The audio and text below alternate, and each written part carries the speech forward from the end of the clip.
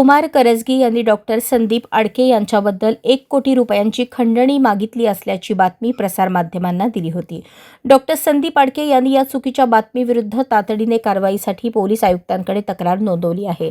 या प्रकरणात त्यांनी सांगितले की पत्रकार परिषदेत दिलेल्या खोट्या आरोपामुळे त्यांच्यावर दबाव आणण्याचा प्रयत्न करण्यात आला होता।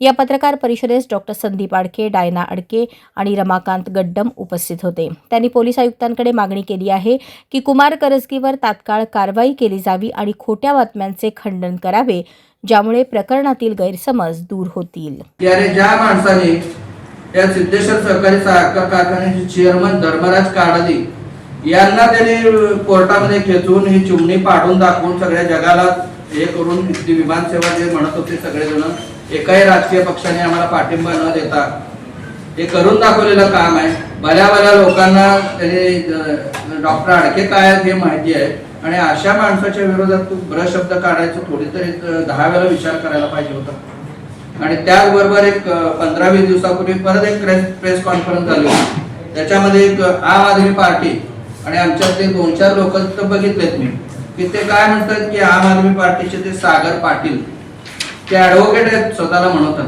त्यांचं काय म्हणणं आहे, डॉक्टर कुमार करजगी आता तुमचं खूप वय झालंय, तुमची काय शाश्वती नाही, आम्ही हात जोडून विनंती करतो की जाता जाता कायदेशीर मार्गाने प्लॉट वाटून जा। अरे कुमार करजगीला 2001 सालापासून कुठलेही प्लॉट वाटप करायचे 6 कोर्टाच्या ऑर्डर्स आहेत। 2006 साली चॅरिटी कमिशनर मधून 41 खाली त्यांना कायमस्वरूपी काढून टाकलेलं आहे। ट्रस्ट आमच्या ताब्यात आहे, आम्ही चालवतोय, जागा आम्ही लावून घेतलेली आहे PTR वर। आणि एवढा असताना हा माणूस हे कुठल्या तरी आम आदमी पार्टीच्या बॅनर खाली येऊन दिशाभूल करतोय। तर समाजाला मी एक सांगतो की असल्या आमचा आणि या आम आदमी पार्टीचा किंवा कुठल्याही पक्षाचा संबंध नाही। जुनी मिल मधील हे प्रकरण हे फक्त आमचं आहे आणि आम्ही ते प्रकरण तडीस न्यायला सक्षम आहे। दुसरे प्रेस कॉन्फरन्स एक महिन्यापूर्वी यांनी कुमार करजगीने घेतली होती, त्याच्यावर 2 लोक होते। त्यातले एक सुप्रसिद्ध आहेत, खूप प्रसिद्ध पिपासू, तर ते सुद्धा बसले होते आणि तिथं सुद्धा कुमार करजगीने सांगितलं की हे सगळं दादांचं खोटं आहे, हे आहे ते आहे, डॉक्टर आडके खोटंच माझ्या विरुद्ध हे करतोय, पैशाला लालची आहे। अरे मला काय पैशाचं देणं घेणं, मी 137 एकर जागेच्या हे सगळ्या लोकांचं भलं करायला निघालेला माणूस आहे। इतका आंतरराष्ट्रीय कीर्तीचा मी सुप्रसिद्ध डॉक्टर आहे। अजून एक पुढची गोष्ट, त्यांनी सांगितलं की जे जुनी मिलच्या जागेमधनं रेल्वे चाललेली बरोबर आहे, त्या रेल्वेचं कॉम्पेन्सेशन हा कुमार करजगी मागायला गेला होता, सोलापूर उस्मानाबाद रेल्वे ट्रॅकचं। हे कॉम्पेन्सेशन आमच्या ट्रस्टला हे झालेलं आहे, कारण आमच्या ट्रस्टची जागा आहे, त्याच्यामध्ये यांनी ऑब्जेक्शन घेतल्यामुळे ती केस कोर्टात गेलेली आहे।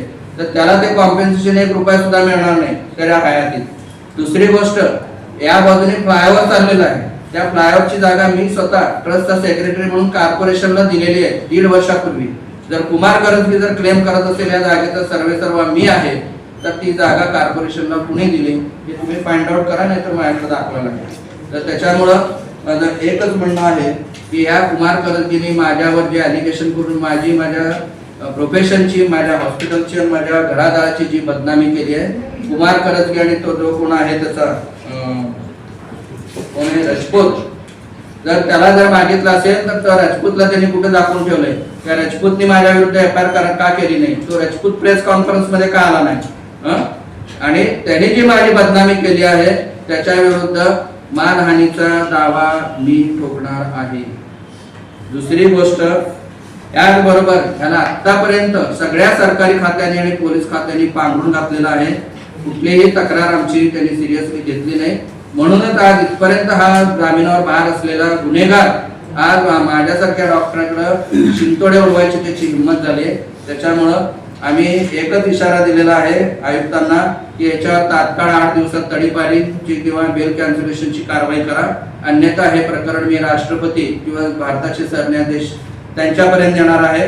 आणि याला ज्या न्यायाधीशांनी, ज्या सरकारी खात्यातल्या लोकांनी, ज्या पोलीस खात्यातल्या लोकांनी गेल्या 35 वर्षामध्ये याला मदत केली, त्या सगळ्यांचं दाबदार आणून सोडेल। माझं संपूर्ण कुटुंब आहे, माझी फॅमिली, माझं हॉस्पिटल, आम्ही समाजामध्ये प्रतिष्ठित लोक आहोत आणि त्या माणसाने आमची बदनामी केलेली आहे, त्याच्याबद्दल आम्ही अब्रुनुकसानीचा दावा दाखल करणारच आहोत। परंतु मला हे कळत नाहीये की डॉक्टर संदीप आडके हे ज्युरी मिलसाठी जे करत आहेत ते काही स्वतःसाठी करत नाहीये. त्यांच्यासोबत त्यांचे 1100 जे मेंबर आहेत त्यांच्यासाठी ते झटत आहेत. त्यांच्यासाठी ते 10 ठिकाणी हायकोर्टापर्यंत म्हणा किंवा सुप्रीम कोर्ट जे काही कोर्ट आहे त्या प्रत्येक ठिकाणी हे जात आहेत. मग मलाही कळत नाही की हे जे कुमार करसगे आहे हे अशी बदनामी करतात आणि ज्या दिवशी जी घटना घडली त्या दिवशी डॉक्टर संदीप आडके एकटे नव्हते ना, त्यांच्यासोबत त्यांचे जे काही सभासद होते ते देखील सोबत होते. आणि आम्ही परवाच आयुक्त साहेबांना बोललोय. साहेबांनी सांगितलं की 5 जानेवारी पासून आतापर्यंत माझ्याकडे एकही डॉक्टर आडकेंविरुद्ध कोणती तक्रार नाहीये त्यांच्या टेबलवर.